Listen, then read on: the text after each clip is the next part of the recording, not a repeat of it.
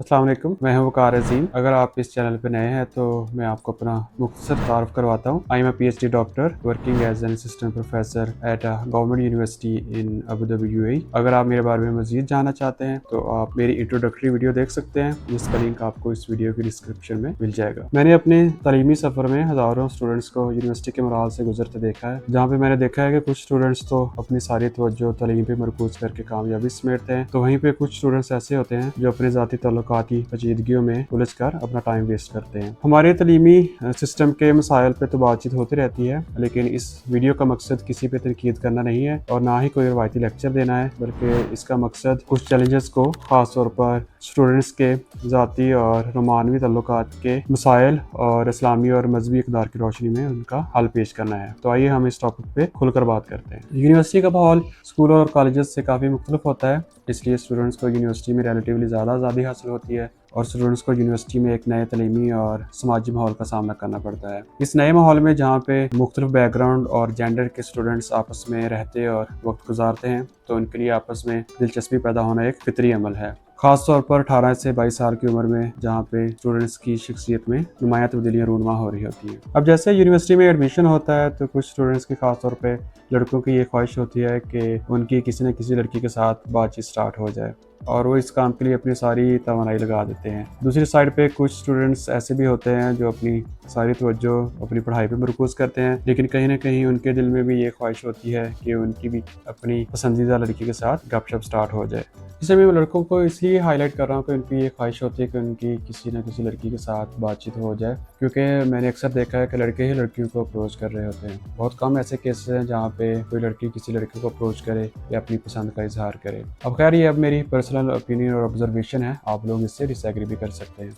अब ये ज़रूरी नहीं है कि अगर कोई लड़का किसी लड़की को अप्रोच कर रहा है तो उसकी कोई गलत इंटेंशंस नहीं हो, बल्कि मोस्ट ऑफ द टाइम ऐसे होता है कि जिस लड़की को कोई लड़का अप्रोच कर रहा है तो उसका शादी का ही इरादा होता है।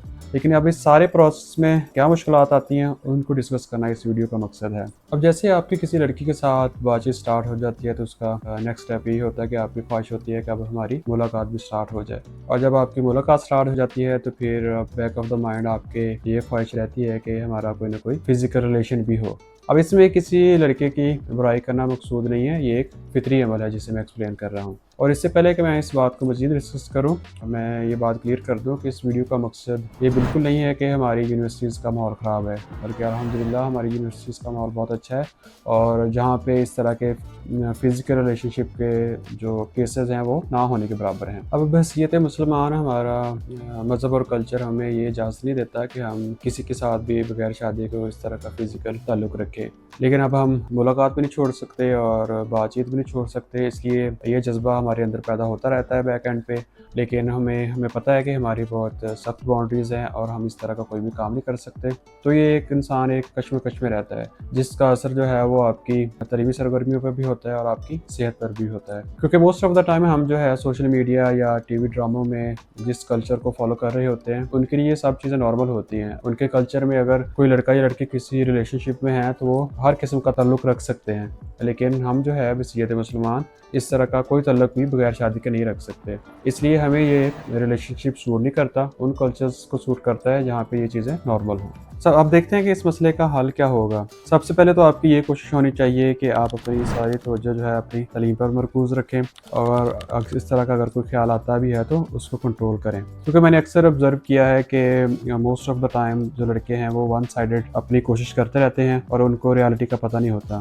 क्योंकि अक्सर ऐसे होता है कि लड़की और उसके घर वालों की ये ख्वाहिश होती है कि जिससे लड़की की शादी हो, लड़का वेल सेटल्ड हो। अगर आप रियलिस्टिकली देखें तो बैचलर के बाद आपके 1 या 2 साल तक किसी भी अच्छी जॉब या काम के चांसेस बहुत कम होते हैं, तो इसलिए रियलिस्टिकली ये पॉसिबल नहीं होता। अगर हम इसका दूसरा पहलू देखें तो उसमें ये है कि अगर आपको कोई लड़की पसंद है तो आपको उसको स्ट्रेट फॉरवर्ड उसको अपनी पसंद बताएं। अगर लड़की भी एग्री है तो अपने और लड़की के घर वालों से बातचीत करें, अगर वो दोनों राज़ी होते हैं तो आप शादी कर लें।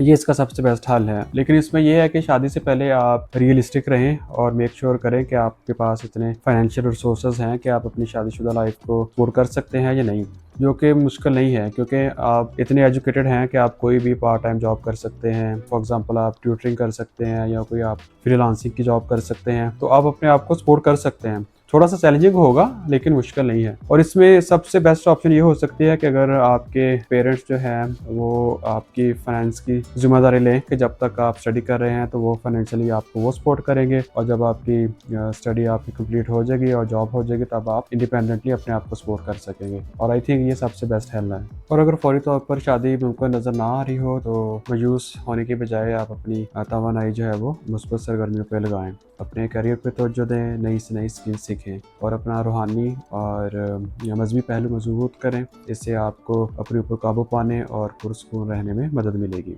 मेरी इस सारी गुफ्तगू का खुलासा ये है कि यूनिवर्सिटी के माहौल में बाहमी ताल्लुकात का जज्बा पैदा होना एक फितरी अमल है। इसमें अहम यह है कि आप इन जज्बात को अपने और अपनी तलीम पे हावी ना होने दें, और अगर आप किसी के लिए संजीदा हैं तो इसके लिए अमीर रास्ता अख्तियार करें जिसमें आपके ख़ानदान की रजामंदी शामिल हो और आपकी अपनी तैयारी भी शामिल हो। बर वक्त और मनसूबाबंदी से की गई शादी आपको बहुत सारे मसाइल से बचा सकती है, और जिससे आप अपने कैरियर और फ्यूचर पर बेहतरीन तवज्जो दे सकेंगे। और इसके साथ ही मैं आज की वीडियो का अख्तिताम करता हूँ। उम्मीद है कि आपको ये वीडियो पसंद आई होगी। आप इस बारे में क्या सोचते हैं, अपनी राय का इजहार कमेंट सेक्शन में जरूर कीजिएगा। आपसे इंशाल्लाह नेक्स्ट वीडियो में दोबारा मुलाकात होगी। अपना ख्याल रखिएगा। अल्लाह हाफिज़।